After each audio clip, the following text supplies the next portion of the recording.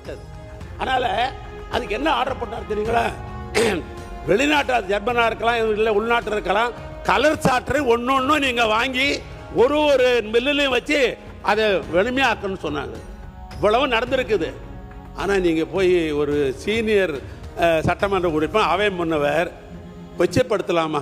ஏழைகள் வாங்கி சாப்பிடுகிற அரிசியை அது அடுத்து எங்களுடைய அண்ணர் மு.க. ஸ்டாலின் நம்முடைய உணவுத்துறை அமைச்சர் சக்கரவாணிக்கு ஒரு ஆர்டரை போட்டு, நீங்கள் உள்ளூரில் அரிசி நெல் பர்ச்சேஸ் பண்ணுறீங்க, நாம் இது ஈடு செய்தால் தான் மீதி அரிசி தருவாங்க. இந்த அரிசி எப்படி இருக்கும்னு கேட்டால், தமிழ்நாட்டில் உற்பத்தி பண்ணுற அரிசி கொஞ்சம் கலர் கம்மியாக தான் இருக்கும், என்ன மாதிரி கொஞ்சம் கருப்பாக இருக்கும், உங்களை மாதிரி சிகப்பாக இருக்காது.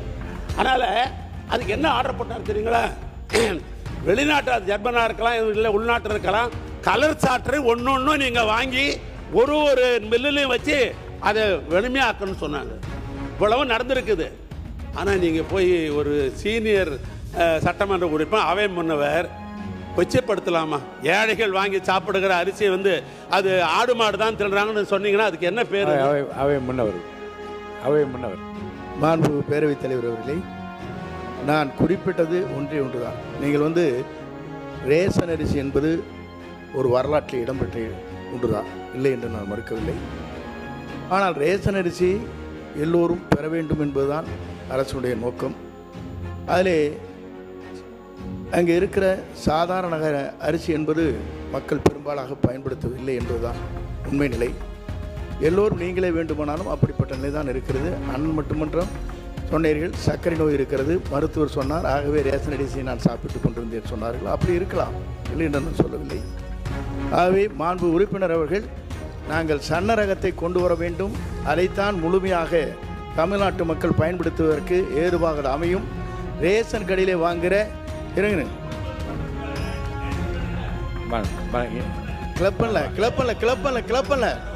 இல்ல பெரும்பாலான மக்கள் அந்த குறைகளை விடலாங்க. இல்ல இல்ல ஆடு இல்ல நான் சொல்லிடுறேன், சொல்லி முடித்து இருங்க. நான் ஒன்று சொல்லிடுறேன். இல்ல ஆடு மாடுகள் என்று உட்காருங்க, நீங்க உட்காருங்க.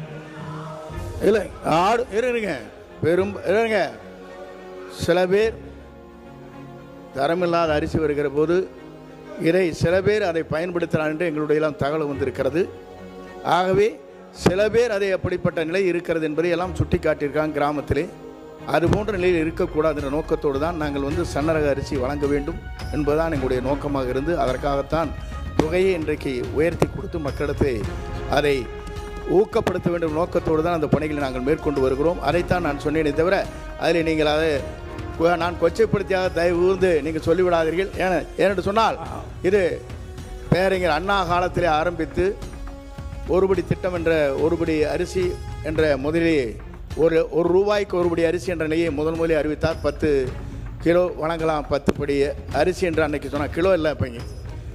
ஆனால் அவர்கள் என்னங்க என்ன இல்லை, ஆகவே அதை சொல்லி இருந்தால் வேறுங்க இருங்க அண்ணே 3 படி நான் சொல்லிடுறேன், சொல்லி முடிக்கிறேன் கேட்டுங்க. ஆகவே இல்லை ஆகவே நான் சொல்லுவது ஒன்று தான். சில பேர் அந்த குறைபாடுகளை சொன்ன காரணத்தின் அடிப்படையை தான் நான் சுட்டி காட்டினதை விட முழுமையாக என்று நான் சொல்லவில்லை. மாண்புமிகு அவை முன்னவர்கள் ஒரு கருத்து, பேரறிஞர் அண்ணா என்ன சொன்னாங்கன்னா, கொள்கை அறிவிப்பு தேர்தல் அறிவிப்பு வரும்போது 3 படி அரிசி லட்சியம், 1 படி நிச்சயம் என்றுதான் அந்த தேர்தல் அறிக்கையில் சொல்லி அதை செயல்படுத்தினார்கள்.